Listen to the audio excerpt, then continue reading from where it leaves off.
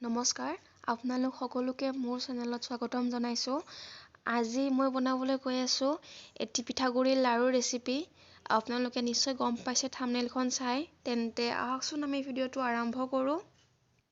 গুড়া লাড়ুৰ বাবে মই ইয়াত ভাত খোৱা চাউল আধা কেজি ব্যৱহাৰ কৰিছোঁ। চাউলখিনি মই পানীত তিয়াই থৈ পানীখিনি আঁতৰাই লৈছোঁ আৰু এতিয়া মই এইখিনি খুন্দি ল'ম। এয়া চাউলখিনি খুন্দা হৈ গৈছে। এতিয়া কেৰাহী এটাত মই তিল ব্যৱহাৰ কৰিছোঁ প্ৰায় 5 চামুচ। এতিয়া তিলখিনি মই ভালদৰে ভাজি ল'ম। তিলখিনি হোৱা আপোনালোকে গম পাব, তিলখিনি যেতিয়া ফুটিবলৈ আৰম্ভ কৰে তেতিয়া এই তিলখিনি হৈ গৈছে। আৰু এয়া চাওক, আমাৰ তিলখিনি হৈ গৈছে। এইখিনি মই এতিয়া আঁতৰাই থ'ম। মই সেই কেৰাহীটোতে এতিয়া চাউলৰ গুড়াখিনি দি দিম। সেই চাউলৰ গুড়াখিনিও মই একেদৰে ভাজিম।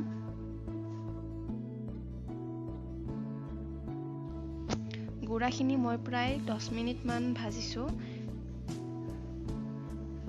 ল' মিডিয়াম ফ্লেমত ভাজিব এইখিনি।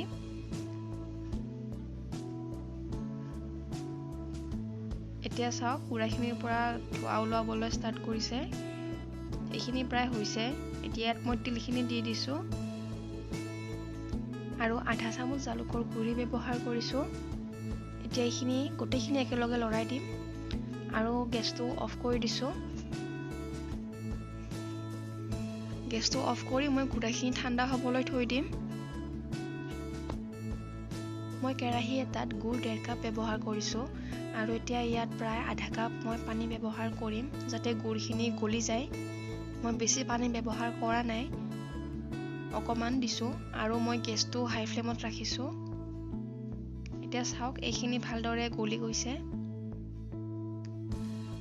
এতিয়া অকণমান লৰাই থাকিম আৰু এইখিনি হৈছে নে হোৱা নাই সেইটো চাবৰ বাবে মই আপোনালোকক দেখাই আছোঁ।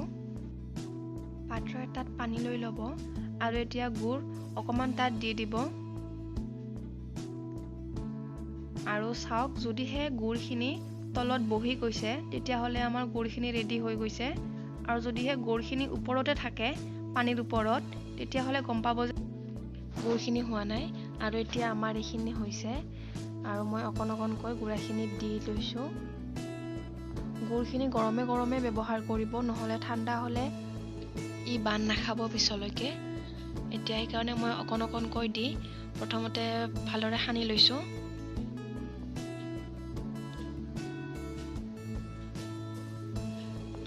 এতিয়া গোটেইখিনি গুড় দিয়া হৈ গৈছে।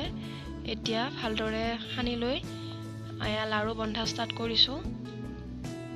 আপোনালোকে পাৰিলে অলপ সোনকালে মানে লাড়ুখিনি বনাব, নহ'লে যদিহে গুড়খিনি গোট মাৰি যায় তেতিয়াহ'লে বনাবলৈ দিগদাৰ হ'ব।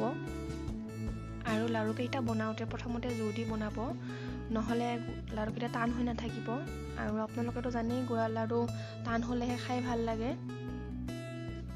এনেকৈ বনোৱাৰ মই দেখুওৱাৰ দৰে প্ৰথমতে টানকৈ জোৰ দি বনাব, তাৰপিছত অকণমান ঢিলা কৰি দিব। এয়া চাওক, আমাৰ প্ৰথম আৰু দ্বিতীয় লাড়ুটো হৈ গৈছে। এনেদৰে মই গোটেইখিনি লাড়ু বনাই ল'ম। আৰু এয়া চাওক, আমাৰ গোটেইখিনি লাড়ু হৈ গৈছে। ইয়াৰ ওপৰত মই ভাজি লোৱা গুড়া অকণমান থৈ দিছিলোঁ, সেইখিনি এতিয়া ওপৰত ছটিয়াই দিছোঁ। তেতিয়া দেখিবলৈ সুন্দৰ হয়। আৰু গুড়া লাড়ু আপোনালোকে বহুদিন ষ্ট'ৰ কৰি ৰাখিও খাব পাৰে, ই সোনকালে বেয়া হৈ নাযায়। সেয়েহে বনাওকচোন আৰু কেনেকুৱা পায় মোক নিশ্চয় জনাব ভিডিঅ'টো। আৰু আমাৰ গুড়া লাড়ু এইখিনি সম্পূৰ্ণ হৈ গৈছে, তেন্তে কেনেকুৱা পালে আপোনালোকে নিশ্চয় জনাব।